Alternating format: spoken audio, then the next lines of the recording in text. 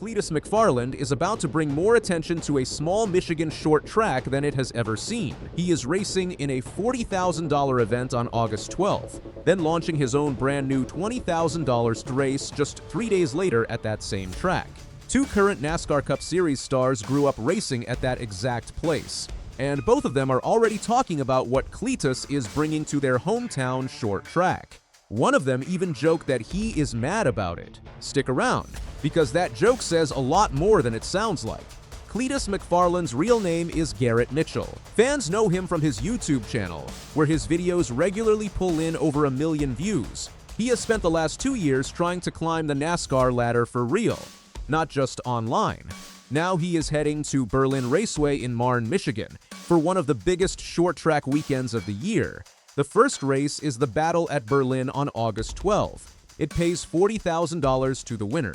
This is not some small local show. It is one of the most respected super late model races in the entire country, and top drivers from across the sport show up every year to compete for it.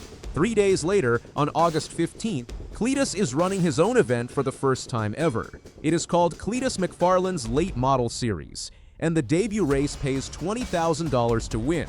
He built this series himself. It runs 75 laps under the same rules used for the Battle at Berlin and another race called Money in the Bank. Think about that for a second. Cletus is not just showing up to race. He is now the one throwing the party. Berlin Raceway is not just any track. It is a legendary short track in Michigan short track racing, and it has produced real NASCAR talent. The track measures less than half a mile around, but do not let the size fool you. It counts toward NASCAR's own Advance Auto Parts National Championship points, and it holds NASCAR home track status. The Battle at Berlin itself has serious history behind it too. In its first 3 years from 2010 to 2012, the race was known as the Rowdy Race, and Kyle Busch himself won it all 3 times before it ever became what it is today. That history is exactly why 2 current Cup Series drivers are paying close attention to what Cletus is doing there.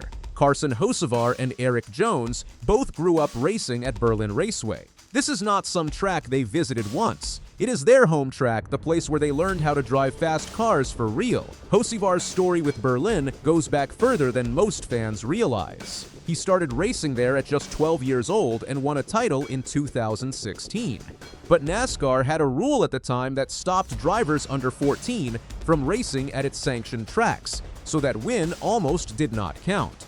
He came back in 2017 and won the track's Super Late Model Championship for real, no asterisk attached. Hocevar's connection to Berlin did not stop there either. He won the actual battle at Berlin 250 himself, beating out Eric Jones and Super Late Model legend Bubba Pollard in an incredibly tight finish. That win still means more to him than almost anything else on his resume, and he has said so.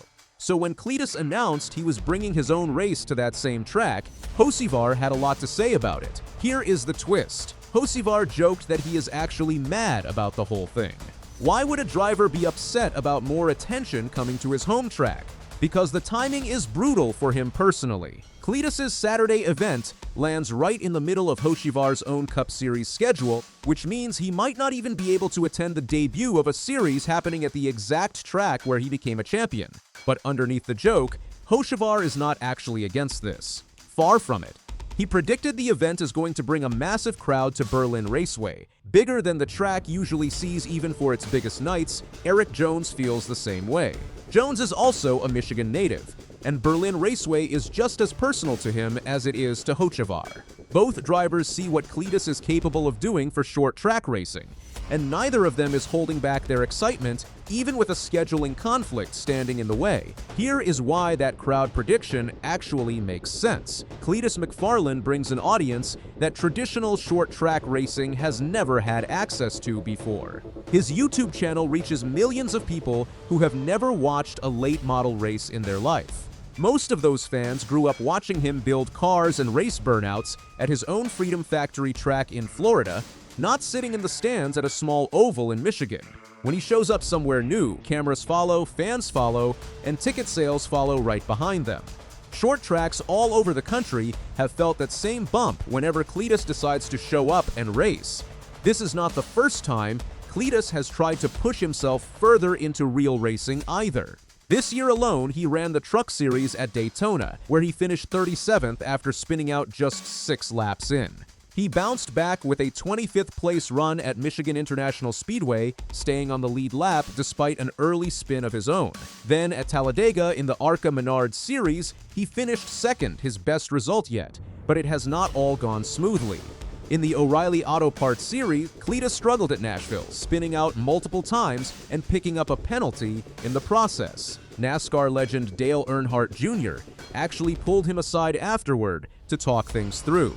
NASCAR itself has also been cautious with how fast they let Cleetus move up.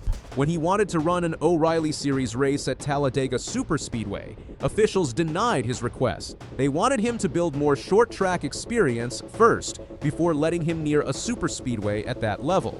NASCAR's own CEO Steve O'Donnell said that decision was the right call. Not everyone in the garage has been kind about Cleetus's climb up the ladder either. Kyle Busch, the same driver who once dominated the Rowdy race at this exact track, has said publicly that Cleetus still lacks the experience to be racing at NASCAR's higher levels. That comment stung, and it is part of why this Berlin weekend carries so much weight. A strong showing here, in front of the exact kind of short-track crowd Busch made his name in front of, would go a long way toward answering that criticism. So here is the real reason this Berlin weekend matters so much. This is not just a side project for Cleetus. This is him doing exactly what NASCAR told him to do. Get more short track laps, build real racecraft, prove he belongs, and he is not doing it quietly. He bought a brand new Port City Race Cars chassis, specifically for this late model push, built to help him sharpen his skills while also giving his fans a front row seat to the journey. So circle back to where this all started.